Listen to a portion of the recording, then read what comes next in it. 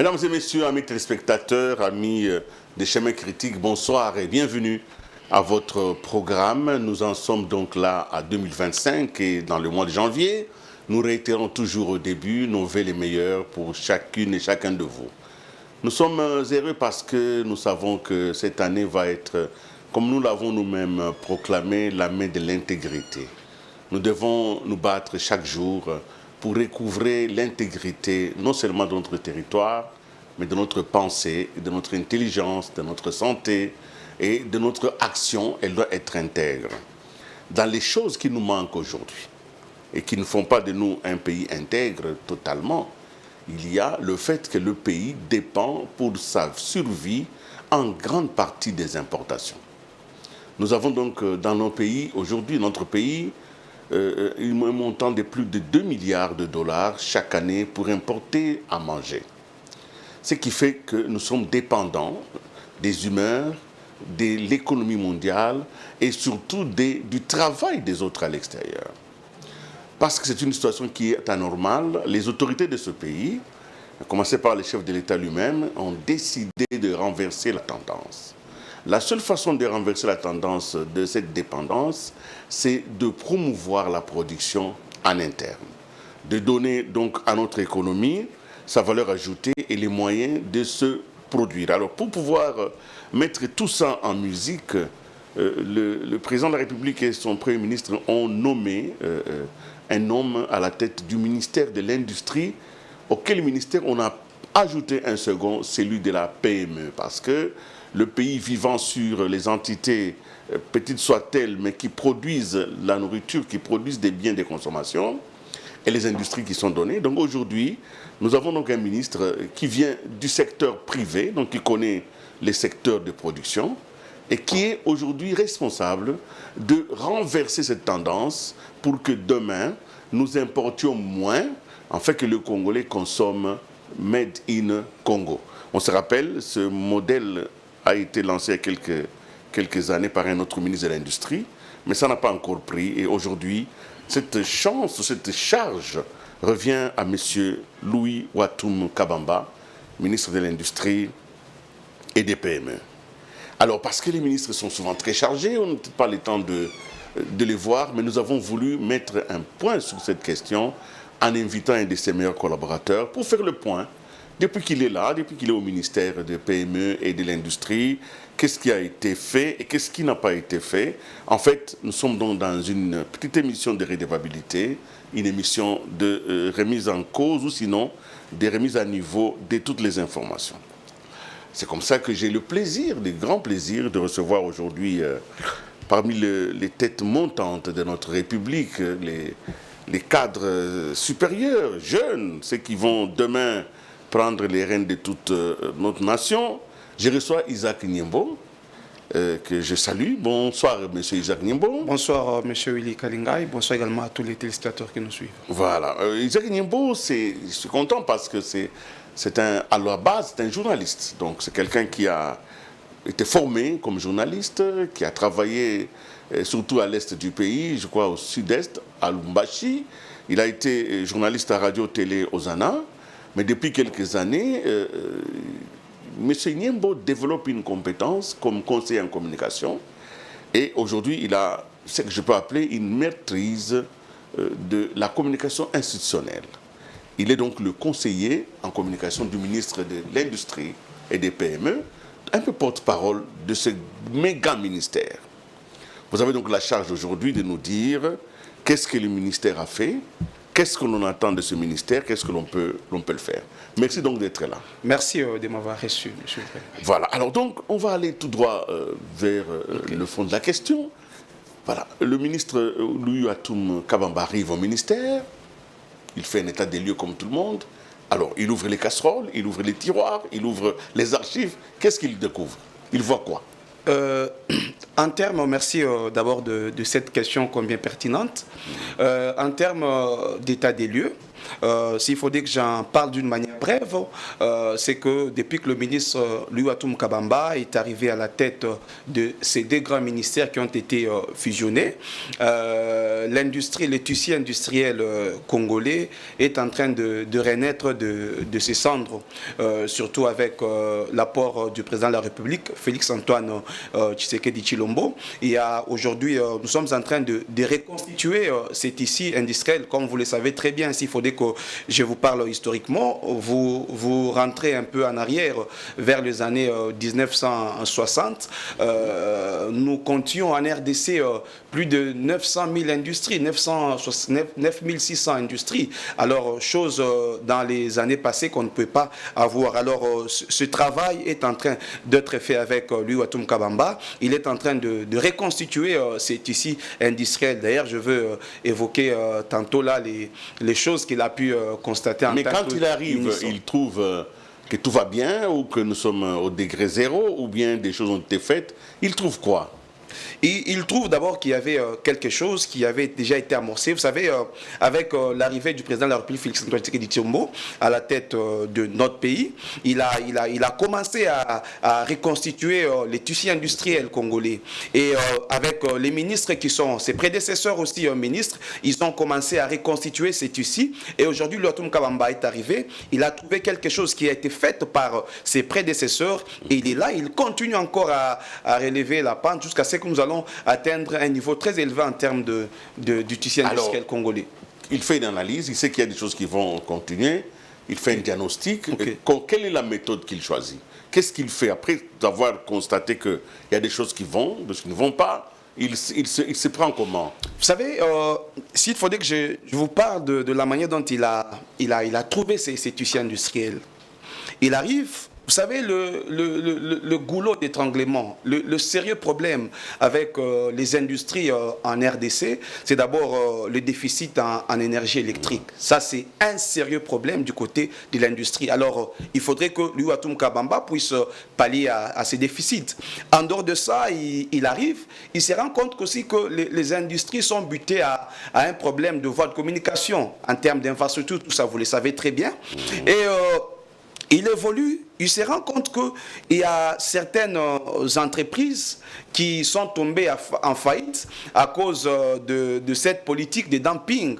Donc il y a des entreprises étrangères qui arrivent et ils vous vendent des produits à vil prix. Et vous voyez par exemple, nous pouvons prendre l'exemple de la Soteski qui est tombée en faillite puisqu'il y avait des textiles, des pannes qui pouvaient venir en RDC et être vendus à vil prix. Louis-Watoum Kabamba a travaillé aussi sur ça. Il a aussi constaté qu'il y a des guerres à répétition qui font est-ce que certaines industries puissent disparaître.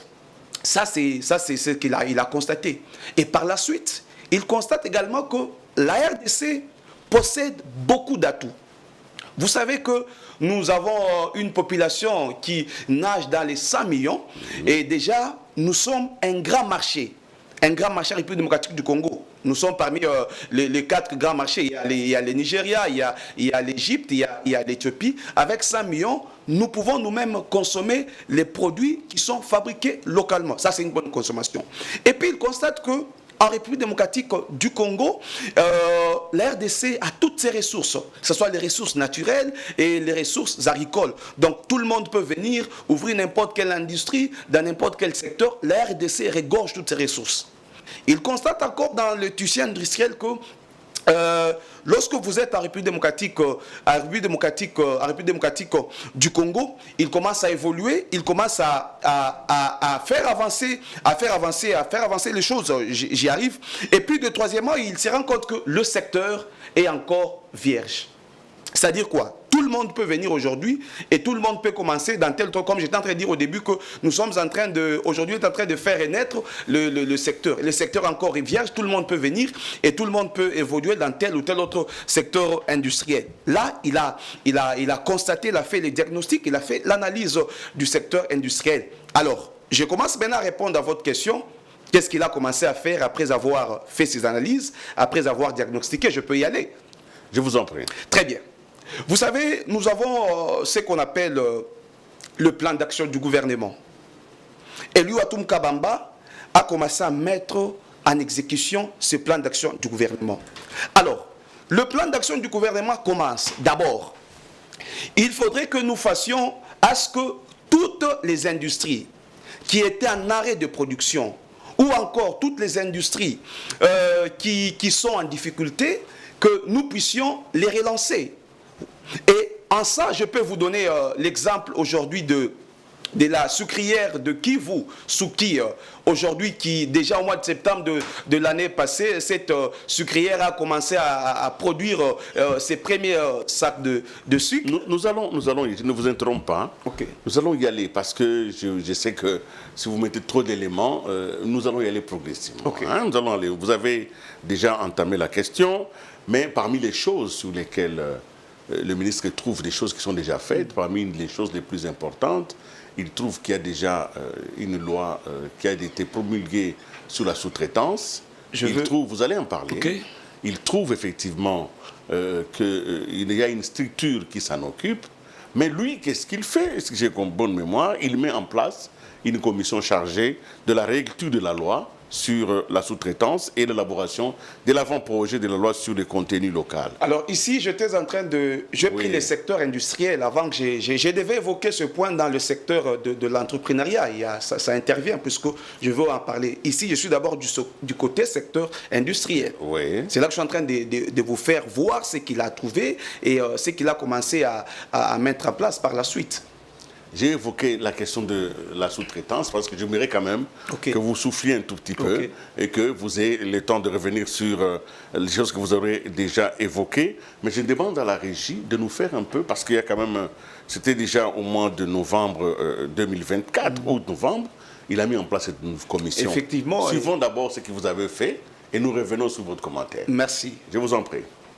3 mois seulement ont permis aux experts de la présidence, du gouvernement, du secteur privé et de la société civile de relire la loi sur la sous-traitance dans le secteur privé et élaborer un avant-projet de loi sur le contenu local, et cela sous l'initiative de son Excellence, Monsieur le ministre Louis-Watum Kabamba. Ils sont venus en ce jour présenter le rapport de leur travail au ministre de l'Industrie et du Développement de petites et moyennes entreprises et petites et moyennes industries, Louis-Watum Kabamba. Nous avons été reçus par son Excellence, Monsieur le ministre de l'Industrie, qui a en même temps en charge le développement des PME et des PMI, pour qu'on lui fasse le rapport de nos travaux qui se sont étalés sur 3 mois, sur la réélecture de la loi sur la sous-traitance, ainsi que l'élaboration de la loi sur le contenu local. Et donc, il avait plu à son Excellence de signer un arrêté instituant cette commission pour examiner les doléances des parties prenantes à la loi sur la sous-traitance pour améliorer ce texte qui date d'il y a 7 ans et d'élaborer l'avant-projet de loi sur le contenu local. Un texte nouveau qui englobe notamment la question de la sous-traitance, mais bien sûr d'autres aspects. Louis-Watum Kabamba les a félicités pour le travail abattu, tout en les rassurant que toutes les batteries sont déjà mises en marche afin de doter les Congolais des nouveaux textes qui vont leur permettre d'avoir un accès facile au marché à travers la sous-traitance afin de développer et de diversifier l'économie locale, selon la vision du chef de l'État, Félix-Antoine Tshisekedi Tshilombo. En tant qu'experts, nous avons fait une obligation de l'État de mettre en place un plan national du contenu local fixant les grandes lignes du contenu local. Lors de ces travaux intenses qui ont connu l'intervention des orateurs évoluant dans le secteur des assurances, de la communication, des hydrocarbures et autres, les experts ont passé en peigne fin la loi numéro 17/001 du 8 février 2017 en abordant les questions ayant trait à l'emploi, la formation, l'approvisionnement local, la définition des concepts, la légalité de l'autorité de régulation de la sous-traitance dans le secteur privé, ARSP en sigle, avant de donner aux Congolais des nouveaux textes très enrichis dans le cadre de la promotion de l'entrepreneuriat et de la classe moyenne. Voilà, nous revenons sur ce plateau avec Isaac Niembo, conseiller en communication du ministre de l'Industrie. C'est vrai, nous allons y aller comme ça, en discussion avec des images. Alors moi, une question quand même me revient. C'est vrai que la loi sur la sous-traitance, ça date un peu, les travaux ont commencé, mais le ministre vient, il prépare un avant-projet de loi sur les contenus locaux. Okay. Quelle est la réflexion? Pourquoi?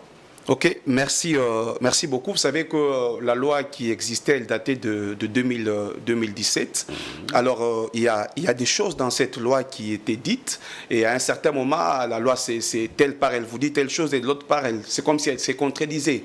Alors, il a fallu qu'on puisse revoir et puis qu'on voie aussi les compétences de l'autorité de régulation, de la sous-traitance. Et le ministre ne voulait pas seulement se limiter à la rélecture de la loi sur la sous-traitance, il a voulu à ce qu'on fasse aussi un avant-projet de loi sur le local content. Ici, M. Willis, il faudrait que je sois bref avec les téléspectateurs, c'est-à-dire Louis Watoum Kabamba veut à ce que l'avantage soit d'abord accordé aux nationaux. C'est-à-dire, lorsque vous avez un marché du côté de la sous-traitance, s'il faut prendre la main-d'œuvre, il faut la main-d'œuvre locale. S'il faut prendre les entreprises, il faut d'abord prendre les entreprises des mains tenues de mains nationaux, c'est-à-dire les entreprises locales. Alors ça, c'est ça l'avantage qu'aura la loi sur le contenu local. Donc Louis Watoum Kabamba veut léguer à la génération future une loi qui va permettre à ces générations, lorsqu'il y a des marchés, ce sont d'abord les nationaux, qui dit nationaux, ce sont d'abord les Congolais qui seront en première ligne pour avoir la part du lion, et par la suite, ça va un peu diversifier notre économie. Alors, est-ce que ce n'est pas un vœu pieux? Parce que même quand on dit qu'il faut d'abord des entreprises congolaises, on a constaté que les Congolais sont devenus des prêtres. Non, n'ayant pas des ressources, n'ayant pas des moyens, alors ils s'associent avec ceux qui ont des moyens, qui sont toujours des étrangers, avec lesquels ils viennent vers l'État pour dire que c'est une entreprise congolaise. Comment on fait pour pouvoir aider les Congolais tout en faisant semblant de ne pas comprendre ces phénomènes?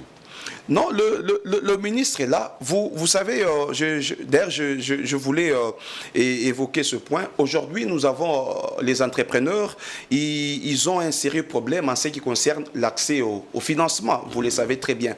Alors, c'est parmi le combat. Lorsqu'on veut, on va à ce que les gens, beaucoup de PME sont encore dans l'état informel.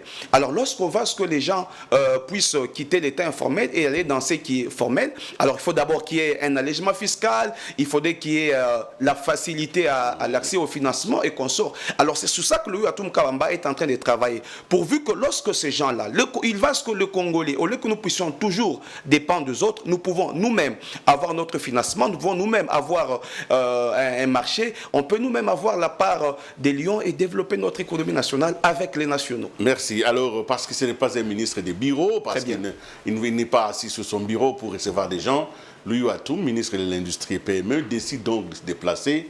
Il va dans une zone compliquée, c'est la zone de l'Ituri.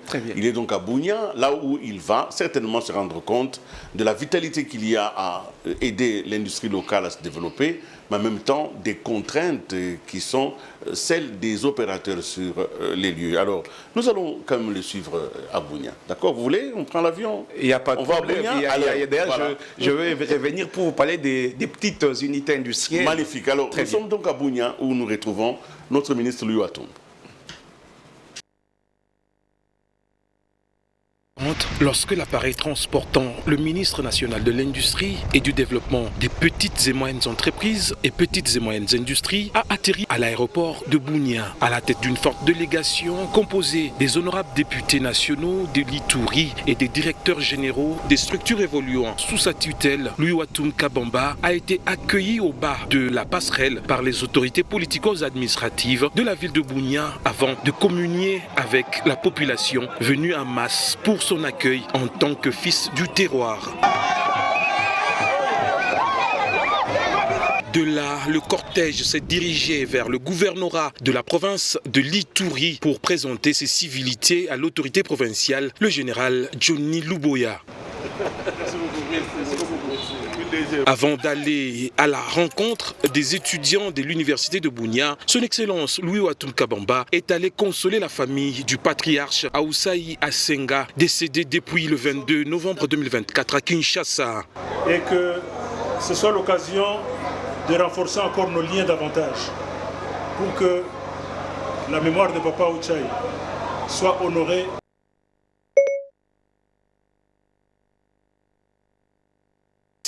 Et le patron de l'industrie et de l'entrepreneuriat est allé à la rencontre des étudiants de l'université de Bunia à Bunia. Un moment d'échange où Louatum Kabamba a insisté sur l'amour de la patrie, l'intégrité, l'obligation des résultats et la méritocratie, valeurs qui vont permettre le développement de la République démocratique du Congo, selon la vision du chef de l'État, Félix-Antoine Tshisekedi Tshilombo. La rencontre s'est ponctuée par la visite des stands. Cette journée s'est clôturée par les audiences qu'il a accordées à toutes les couches de la population de l'Ituri, notamment l'AFEC, les confessions religieuses, les partis politiques, les structures des jeunes, les structures des mamans, les entrepreneurs et tant d'autres. Il s'y est de signaler que cette mission conjointe avec la présence des directeurs généraux des structures évoluant sous la tutelle du ministre de l'Industrie et du Développement des PME s'inscrit dans le cadre de prospection, d'inspection et de sensibilisation sur les enjeux de développement industriel et la promotion de l'entrepreneuriat. Voilà, nous l'avons suivi. Je crois qu'il y a eu tellement d'éléments que vous avez mis un peu tout ça ensemble. Okay. Revenons à l'industrie d'abord et aux PME. L'Ituri se présente comment? Qu'est-ce qu'il y a en Ituri? On parle de l'or, on parle du trafic, on parle d'une saignée régulière des ressources naturelles là-bas, mais l'industrie se présente comment? Vous savez, l'Ituri, c'est une province d'abord qui est en état de siège, et puis c'est une province qui a une grande potentialité, c'est-à-dire il y a beaucoup d'entrepreneurs, il y a beaucoup d'opérateurs économiques de ce côté-là. Il faut y aller, vous allez comprendre. Alors, dans sa politique innovatrice ou dans ses innovations, le ministre Louatum Kabamba ne veut pas seulement se limiter au niveau des grandes unités industrielles. Il veut aussi développer les petites unités industrielles. Alors, c'est ainsi qu'il a amorcé une mission du côté de l'Ituri. Et on note dans cette mission, il y avait tous les directeurs généraux des structures qui accompagnent les entrepreneurs et les industries. Il y avait également les députés nationaux élus de l'Ituri. Alors, il est descendu là-bas pour voir toutes les petites unités industrielles. Je peux vous rassurer que lorsque vous êtes dans le territoire de Ariwara, qui n'est même pas le chef-lieu de l'Ituri, il y a des petites unités industrielles qui peuvent atteindre jusqu'à 400 employés. Ça, je voulais, dans quel secteur? Dans Ariwara, il y a la fabrication de savon du côté Ariwara. Si vous y allez, vous allez voir toutes ces industries. Alors, il n'y a pas qu'Ariwara. Prenez Mahagi, prenez Bunia.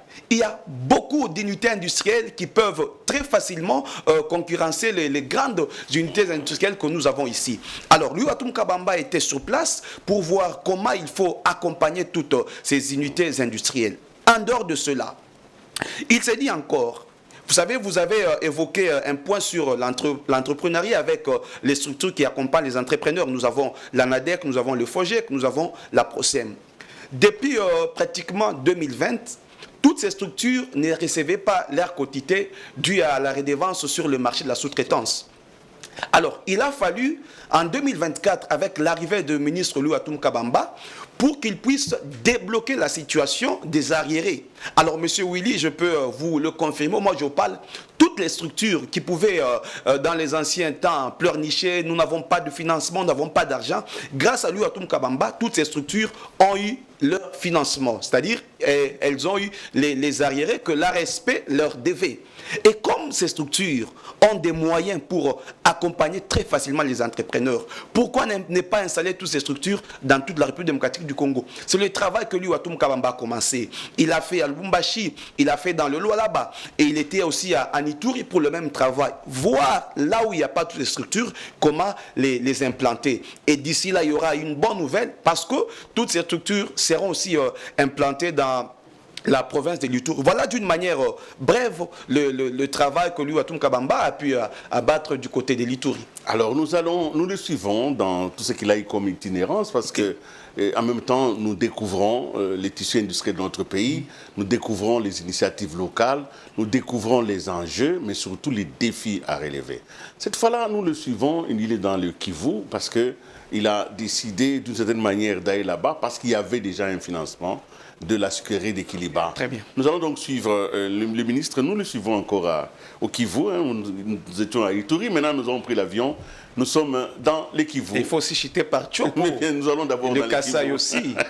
Nous allons dans les Kivu pour suivre le ministre Louis Atoum, mais cette fois-ci dans le refinancement de la sucrerie de Kiliba. Très bien. Dans la vision du chef de l'État, Félix-Antoine Tshisekedi Tshilombo, et sous l'impulsion de la première ministre Judith Suminwa Tuluka, le gouvernement de la République démocratique du Congo a refinancé la reprise de la sucrerie de Kivu, ex-Kiliba, grâce au leadership du ministre de l'Industrie et Développement des petites et moyennes entreprises, PME en sigle, Louis Watum Kabamba, à travers le Fonds de promotion de l'industrie FPI, et cela après plus de 26 ans. Environ 5 885 313 $ de prêts du Fonds de promotion de l'industrie FPI en sigle ont été versés à la sucrerie de Kivu, anciennement sucrerie de Kiliba, pour sa relance, un crédit de 3 millions de $ et 2 subventions respectivement de 1 650 000 $ et une somme de 1 235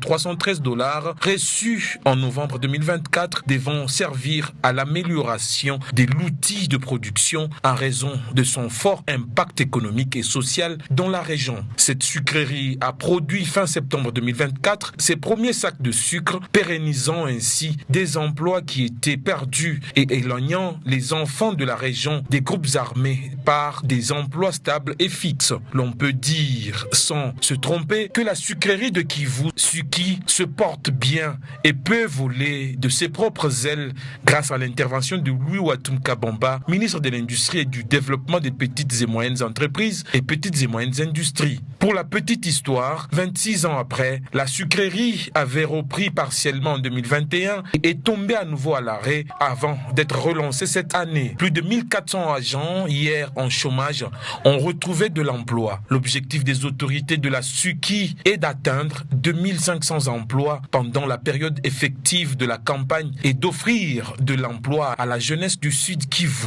Ainsi donc, Louis Watum Kabamba est en train de matérialiser la vision du chef de l'État, Félix-Antoine Tshisekedi Tshilombo, dans les secteurs industriels et de la création des richesses sous la clairvoyance de Madame la Première ministre Judith Suminwa Tuluka pour le bien-être des Congolais. Voilà, nous sommes là dans les Sud Kivu. Qu'est-ce qu'on peut encore dire? Parce que tout a été dit dans ces reportages. Qu'est-ce que l'on peut encore dire sur la sucrerie de Kiliba? S'il faudrait que j'ajoute quelque chose, oui. Je vous dirais que Louis Watum Kabamba, dans sa politique de relancer les industries qui étaient en arrêt ou en difficulté, il a déjà amorcé, il a déjà commencé ce grand travail. Aujourd'hui, vous le voyez avec la sucrerie de Kivu. Aujourd'hui, on peut compter plus de 400 personnes qui étaient hier au chômage. Aujourd'hui, elles peuvent reprendre le travail. Ça, c'est quelque chose d'encouragé. Il n'a pas seulement fait dans la partie est avec le Sud Kivu. Nous pouvons encore prendre Soteski, la société textile du côté de la Tchopo Kisangani. Le même travail est en train d'être abattu. Pour que qu'on puisse relancer l'industrie. Je tiens à vous informer. Que dès qu'on finit seulement l'accélération de 2 phases de financement qui restaient, d'ici le premier semestre de ce mois, le ministre Louis Watum Kabamba veut ramener la Soteski à son seuil de rentabilité. C'est-à-dire qu'on arrive au moins que la Soteski commence à produire 85 000 pagnes par mois comme elle pouvait le faire. Et ensuite, qu'on puisse avoir 400 personnes au minimum qui seront encore employées et par la suite donner des revenus et de l'emploi à plusieurs cotoculteurs. On parle au moins de 50 000 cotoculteurs qui auront de revenus et de l'emploi, 15 000 et 35 000 qui partiront de Bunia en Ituri, et les 15 000 cotoculteurs, on va le prendre au Bazouélé. Voilà un peu le grand travail de relance de certaines industries qui étaient en arrêt et qui évoluent très bien. Maintenant, une question... Elle doit être embarrassante parce que je la sens moi-même quand il monte à moi cette question, que vous devez vraiment faire attention à la réponse parce qu'elle sera cruciale. Merci. Nous l'avons dit au début de l'émission, notre pays dépend beaucoup d'importations Donc les systèmes fonctionnels de l'État, c'est que l'État gagne par la douane. Ok. La montée de l'industrie locale devra correspondre à la diminution des importations. Quelle force Louis Watoum peut posséder aujourd'hui pour influer sur la diminution des importations? En réalité, vous allez remonter Soteski, d'accord? Oui. Vous allez remonter Kiliba, d'accord? Ouais. Ce sont des industries qui vont commencer à produire avec un coût de production élevé d'une certaine manière. Mais qu'est-ce qui va empêcher les sucres thaïlandais d'entrer ici en fraude? Qu'est-ce qui va empêcher les pagnes chinois d'entrer ici comme ça entre? Parce que si ces pagnes-là sont sur les marchés, nos produits ne seront pas compétitifs. Les lois du marché sont impitoyables. Est-ce que le ministre a conscience de cela?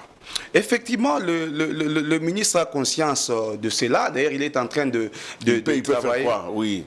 Vous savez, je vous donne un exemple concret. Dans ces stratégies, vous voyez, il veut que les commerçants, que nous puissions quitter le commerce classique, c'est-à-dire que nous ne puissions pas seulement le limiter en termes d'achat et de vente, mais que nous puissions quitter l'état des commerçants classiques et que nous allions du côté des opérateurs industriels.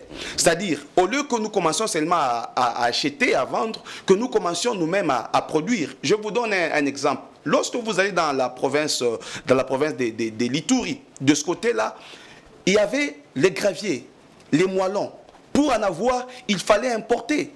Il fallait aller en Ouganda pour les avoir. Mais au moment où je vous parle, il y a à Bunia une industrie qui peut très facilement vous produire les moellons, qui peut très facilement vous produire les graviers et faire développer l'économie nationale. Il n'y a pas que ça. Lorsque vous allez à Mahagi, il y a un monsieur qui a une usine qui fabrique, qui produit le café localement. Alors ça nous permet aussi de diminuer l'importation. Et vous savez que nous avons aussi besoin à ce que nos produits soient aussi compétitifs sur l'échiquier international. Et le ministre, lui, Watoum Kabamba, connaît tout ça et il est en train de travailler là-dessus.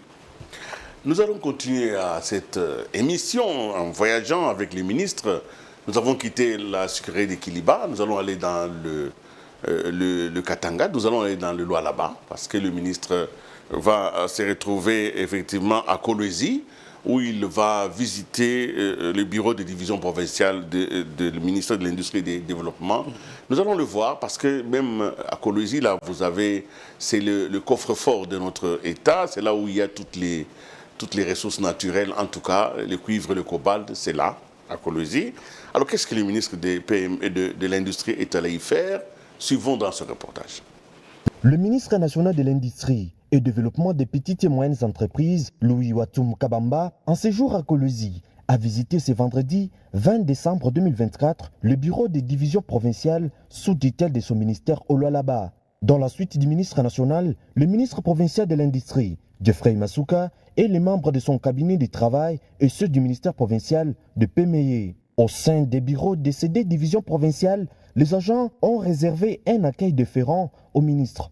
Monsieur le ministre national de l'Industrie, la division provinciale de l'Industrie de là-bas a les réels plaisirs de vous accueillir et vous souhaite la bienvenue et bon séjour de travail dans notre province. Cette visite a permis au ministre national de s'enquérir des conditions de travail des agents et cadres des divisions provinciales sous tutelle de son ministère. Louis Watoum a échangé avec les personnels sur les défis auxquels les divisions sont confrontées.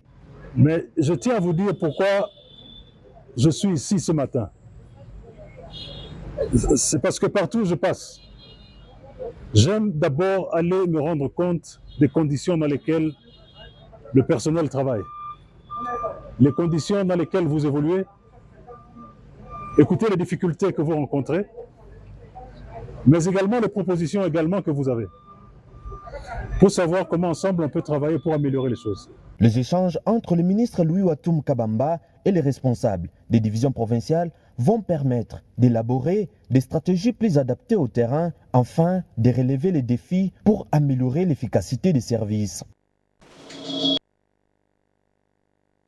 Nous sommes là donc à Kolwezi et c'est dans le Lualaba. Je suis quand même étonné des conditions quand même pas du tout très belles. On pouvait croire que le Lualaba est une province riche avec des installations de l'État en tout cas qui sont resplendissantes, mais là, je vois que la division de l'industrie là-bas n'est pas reluisante. Les conditions ne sont pas belles.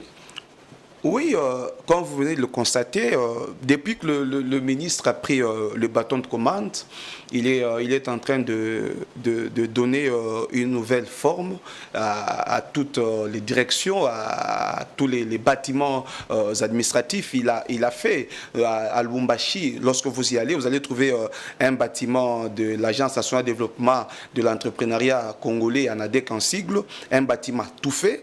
Il y a encore un autre bâtiment dans la province du Congo central, un autre bâtiment au Kassa oriental. Donc c'est le travail qui est en cours. Le ministre va que ses administrés puissent travailler dans un endroit qui est propre, un endroit qui est assaini, et un endroit qui répond réellement aux besoins et aux attentes de la population. C'est pourquoi il organise toujours des descentes. À chaque fois qu'il se trouve dans une province, il descend toujours pour voir les conditions dans lesquelles ses administrés travaillent, et sans prendre beaucoup de temps, il y a toujours des solutions qui sont trouvées pour votre information.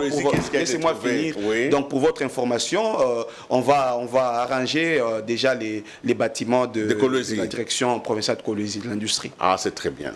Mais le ministre possède quand même sous sa tutelle une banque, on peut dire une banque. Le FPI, c'est quand même le Fonds de promotion industrielle. Quelle est la politique qu'il a à l'égard du FPI? Parce que le FPI, n'oubliez pas, il y a eu beaucoup de choses qui ont été dites. On a parlé d'un fonds de promotion industrielle politisé. On a parlé de la gabégie, et d'ailleurs, les agents, les directeurs même des FPI se battaient pour obtenir ce qu'ils appelaient un pouvoir par rapport à l'État, afin de poursuivre les gens qui avaient des crédits. Parce que les gens ne les remboursaient pas. Et qu'il fallait, pour les garanties qu'ils avaient déposées, toutes ces personnes, que les FPI puissent pouvoir les vendre, si possible, pour récupérer les fonds. Mais en réalité, le ministre n'a pas encore développé publiquement son approche par rapport à l'usage du FPI. Okay. Qu'est-ce qu'il en a dit? Qu'est-ce qu'il en dit? Merci, c'est une question très, très pertinente. Vous savez, dans l'accompagnement surtout des entrepreneurs, nous avons le FOGEC qui garantit auprès des institutions financières tout ça.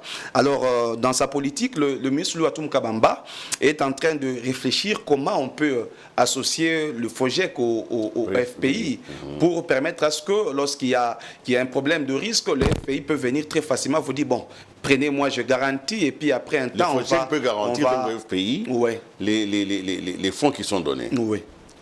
C'est une bonne approche. Et ensuite, je tiens que vous savez, il y a encore le BNP qui ne recevait pas sa quotité. Je ne sais pas si on peut balancer ces images. Récemment, tous les cadres et agents sont venus remercier le ministre, puisqu'après plusieurs années de longue haleine, ils ont quand même eu leur quotité que le FPI leur devait, comme c'est le cas avec l'ARSP. Nous allons donc, parce que vous avez cité l'ARSP, nous allons évidemment revenir sur cette question.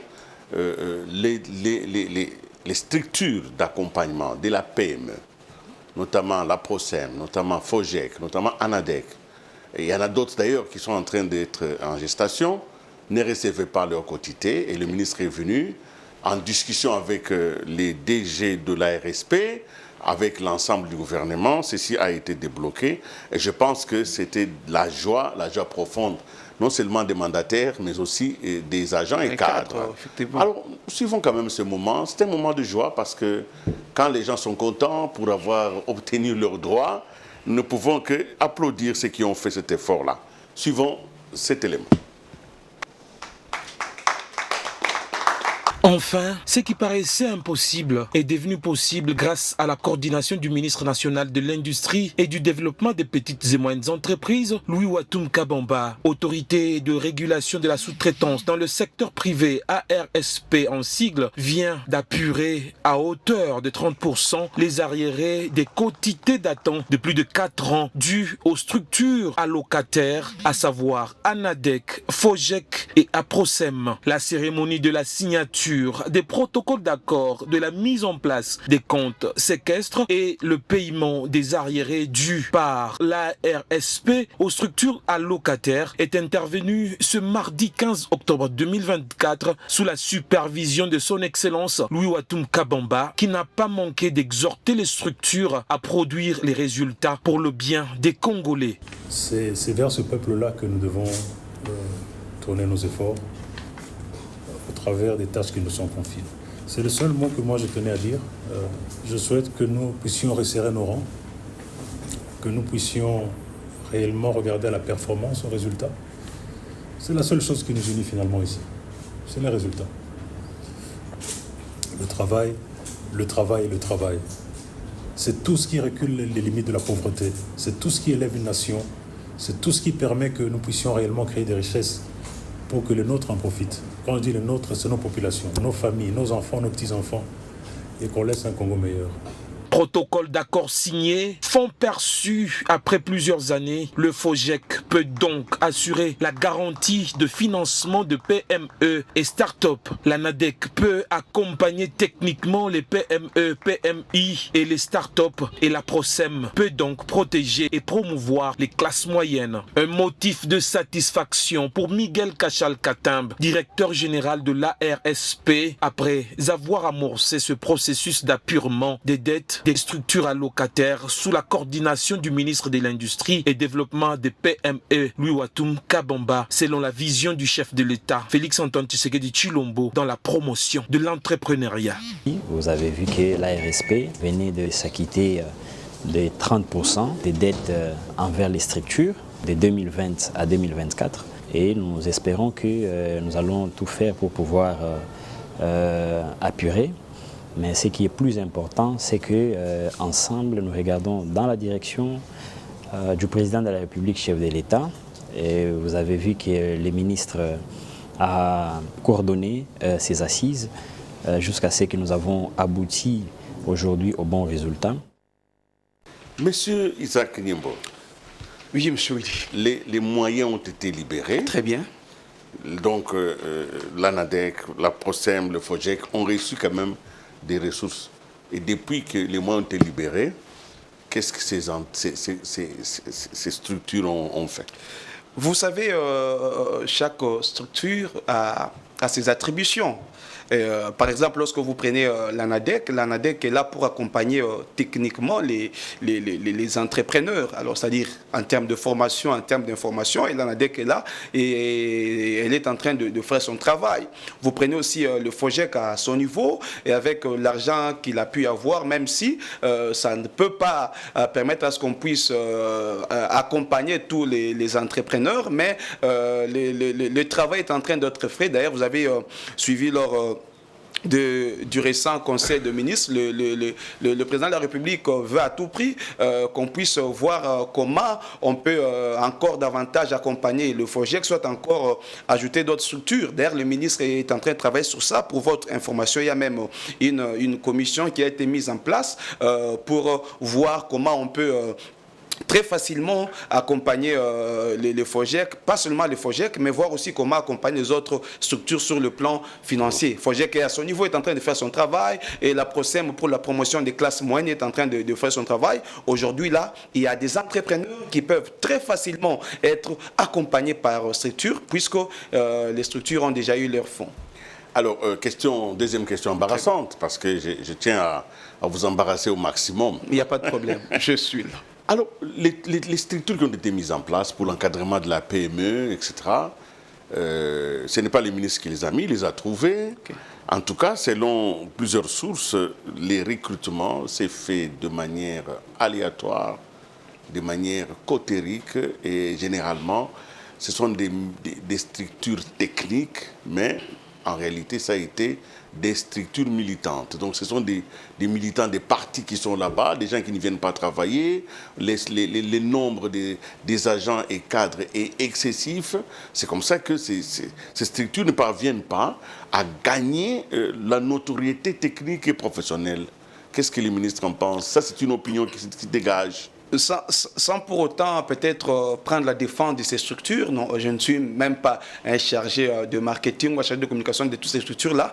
Mais ce que vous devez retenir, depuis que le ministre Louis Watoum Kabamba a pris les commandes, il a voulu mettre les choses en ordre. Pour votre information, à la dernière semaine de l'année 2024, le ministre Louis Watoum Kabamba avait une séance technique, une séance de travail technique avec les différents directeurs généraux. Il était question pour le ministre d'évaluer les performances individuelles et aussi les performances collectives de chaque structure et de chaque directeur. C'est par là que le ministre a pu découvrir certains petits problèmes qui n'allaient pas ça et là. Et il est en train de mettre en place un système pour qu'on puisse résoudre et permettre à ce qu'il n'y ait pas ces genres de plaintes comme vous pouvez le soulever. Donc ici. Vous avez compris ma question et c'est bien que le ministre ait pris les choses en main pour régler cette question parce que ces structures sont très importantes pour la mise en place. Et d'ailleurs, c'est à cause de cette rigueur dans le travail, il veut l'obligation des résultats. C'est à cause de ça qu'aujourd'hui, il y a ceux-là qui disent que le ministre s'ingère dans la gestion de ces structures. Tout ça. C'est à cause de cette structure, de cette rigueur. Voilà. Alors, le ministre Louis Watoum, parce que nous parlons de son activité, cette émission est consacrée un peu à l'industrie et PME, il a beaucoup voyagé, on ne pouvait pas tout montrer, mais nous avons choisi quelques éléments. Il est aussi allé à l'extérieur, donc il est allé en Chine, à Beijing, où il y a un échange à la coopération sino-africaine de Beijing, donc il y a un échange avec les investisseurs chinois, parce qu'il ne suffit pas simplement d'assainir, il faut aussi trouver des investisseurs pour venir remonter toutes les unités de production, toutes ces industries-là, toutes ces PME qui ont besoin de partenariats et de fonds. Nous avons quand même la chance d'avoir ces images que je vous invite à suivre. Le ministre est à Beijing. Évidemment, pour ceux qui ne savent pas, c'est comme la capitale de la Chine, c'est Pékin. Suivons. Merci beaucoup.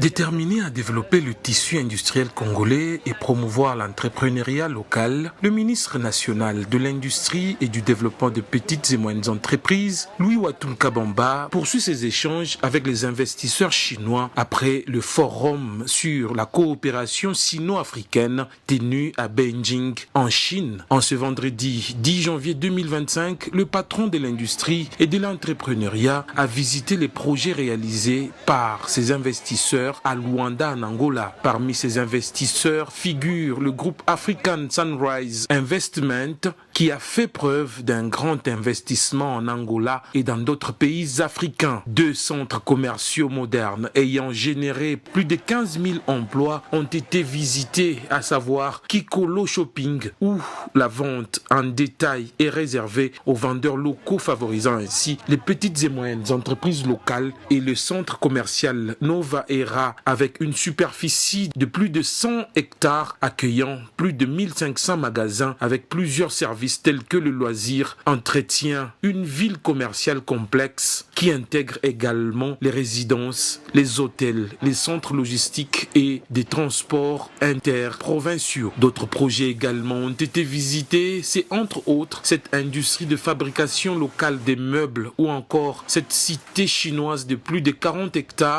réservé à la communauté chinoise vendant des produits à grande partie locaux, ayant déjà arraché le contrat sous la direction de la première ministre Judith Suminwa, et ce grâce à la diplomatie agissante du président de la République Félix-Antoine Tshisekedi Tshilombo. Le ministre Louis Watoum Kabamba a effectué cette visite afin d'avoir un aperçu sur ces grands projets qui seront bientôt réalisés en RDC avec la création des centres commerciaux modernes offrant à la population des produits de qualité à des prix abordables, des parcs industriels pour booster la production industrielle locale afin d'améliorer le climat des affaires, les infrastructures et développer l'économie nationale. Une visite qui n'a pas laissé indifférents les Congolais vivant à Luanda qui ont salué cette action de son Excellence Louis Watoum Kabamba, action prometteuse, des lueurs d'espoir pour l'industrie locale et la promotion des PME. Je suis ravi de rencontrer le ministre. Je suis vraiment ravi. Je vois ses œuvres à la télévision. J'accompagne chaque fois dans les réseaux sociaux. Vraiment, je suis ravi.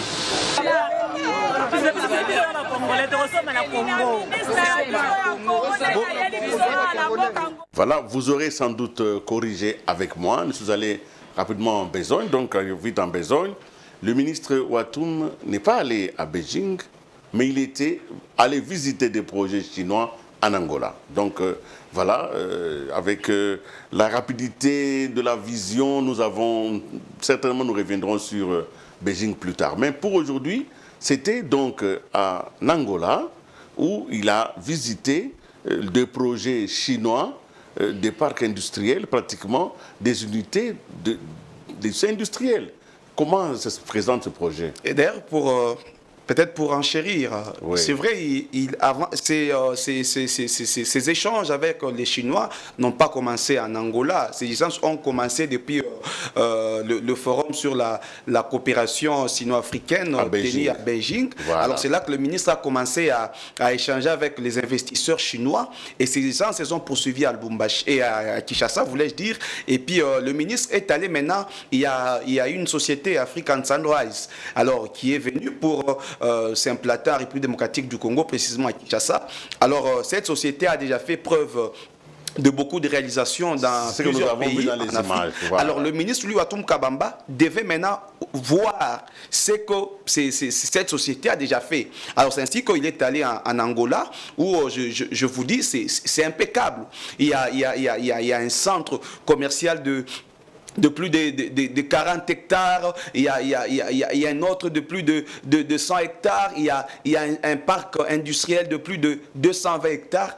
Et tout ce parc-là, les centres commerciaux, seront aussi implantés ici en République démocratique du Congo. Alors le ministre Ouattoum Kabamba devait voir ce que ça allait représenter lorsque toutes ces industries en termes de parcs et commerce industriel seront implantées ici en RDC. C'était ça l'objectif de la mission en Angola. Et comme j'étais en train de le dire, vous savez, dans la politique mise en place par le ministre Ouattoum Kabamba, en dehors de relever les unités industrielles qui étaient en faillite, pas en faillite, en arrêt d'activité ou en difficulté, il y avait aussi l'autre stratégie de faire appel aux investisseurs. Il a fait avec les Chinois, il a fait aussi avec les Indiens, d'ailleurs, qui seront bientôt ici pour implanter une usine de fabrication de tracteurs. Il y a d'autres déjà qui sont là pour nous installer une usine, une centrale photovoltaïque pour ce qui est diversité d'approvisionnement d'énergie. Comme tu le dis, que c'est aussi un goulot d'étranglement, les déficits en énergie électrique. Alors, il y avait aussi une autre stratégie pour finir, c'est la stratégie de mettre en place les unités industrielles, des nouvelles unités. Et cette stratégie commence par les zones économiques spéciales. Je suis très heureux aujourd'hui sur ce plateau de vous dire que le ministre Ouattoum Kabamba est en train d'abattre un grand travail, un travail de titan. La RDC, vous savez, au moment où je vous parle, nous avons 2 zones économiques spéciales ici à Kinshasa. Nous avons la zone économique spéciale des Maluku qui est déjà opérationnelle. Il y a déjà des industries qui travaillent déjà.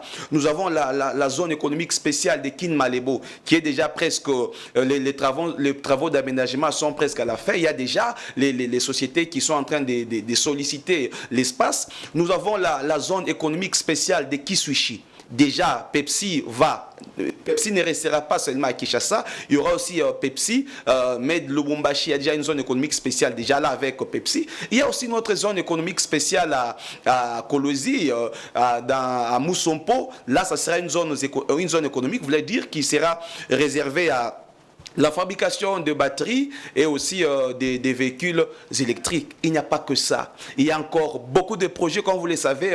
La RDC a 6 pôles pour les zones économiques spéciales et chaque pôle doit avoir au moins une zone économique spéciale. Donc nous devrions normalement au maximum avoir 6 zones pour chaque pôle, mais avec en si peu de temps, avec Ouattoum Kabamba, nous risquons d'avoir beaucoup de zones économiques spéciales comme on peut le vivre ailleurs. Alors évidemment, la ressource humaine est importante. Très bien. On peut avoir des projets, mais il faut que des hommes intègres, des hommes bien traités, des hommes quand même bien payés pour que tout ce que le ministre a dit puisse se tenir. C'est ainsi que j'ai été quand même heureux de constater que le ministre travaille sur les 2 plans. le plan du renforcement de la ressource humaine et les plans, évidemment, des investissements et de projets. Ainsi, il s'est battu pour que les agents du Bureau national de planification industrielle, qui ne voyaient que du feu chaque mois, ont pu quand même accéder à quelques droits parce que le ministre s'était engagé pour cela. Ils sont donc venus remercier le ministre et je pense quand même que ce sont des remerciements de la nation parce que quand un acteur principal, un acteur majeur travaille pour que ceux qui sont les plus faibles deviennent plus forts, les remerciements des uns valent les remerciements de tous. Nous suivons. Les agents du Bureau national d'études et de planification industrielle, BNEPI en sigle, sont venus en masse ce jeudi 26 décembre 2024, non pour une plainte comme il était de coutume, mais pour remercier le ministre de l'Industrie et du Développement des petites et moyennes entreprises et petites et moyennes industries pour son implication personnelle dans la recherche des solutions idoines aux problèmes qui, depuis très longtemps, ont demeuré sans solution, faute d'un manager. Cette reconnaissance a été lue dans un mémo par le représentant de l'intersyndicale. En mi-novembre, vous avez pris vos responsabilités en convoquant autour d'une table, sous votre autorité, le BNEPI et le FPI. De cette tripartite cabinet BNEPI-FPI, il s'est dégagé la grande lumière que vous avez coulée sous forme d'instructions au FPI, leur enjoignant qu'en attendant la légalité, qu'ils respectent les 3% conformément au protocole d'accord de 2016. Et ce, avec effet rétroactif jusqu'en 2020. Mémo soutenu par le directeur général Innocent Bouyanga. Lorsque vous dites merci à quelqu'un, vous lui donnez encore la force de faire davantage pour vous. Et aujourd'hui, le personnel est venu auprès de l'autorité des tutelles qui a beaucoup milité, malgré des difficultés rencontrées, à obtenir une solution pour le BNEPI. Et nous savons qu'il y a encore, la marche est longue, comme venait de dire lui-même le ministre, et il est motivé de continuer encore avec nous. Son Excellence Louis Watoum Kabamba, à son tour, s'est dit être touché par cette reconnaissance et promet de continuer à œuvrer afin de matérialiser la vision du chef de l'État, Félix-Antoine Tshisekedi Tshilombo, sous la clairvoyance de Madame la Première ministre Judith Suminwa Tuluka, tout en appelant les agents et cadres à l'obligation des résultats. D'abord, c'est une surprise pour moi de vous voir venir dire ce mot de remerciement. Ça me va droit au cœur. Le chef de l'État, le président Félix-Antoine Tshisekedi Tshilombo, a une vision, comme vous le savez.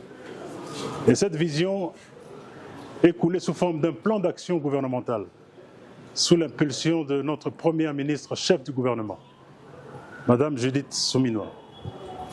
Et nous ne sommes que les exécutants. Et je vous avais promis une seule chose.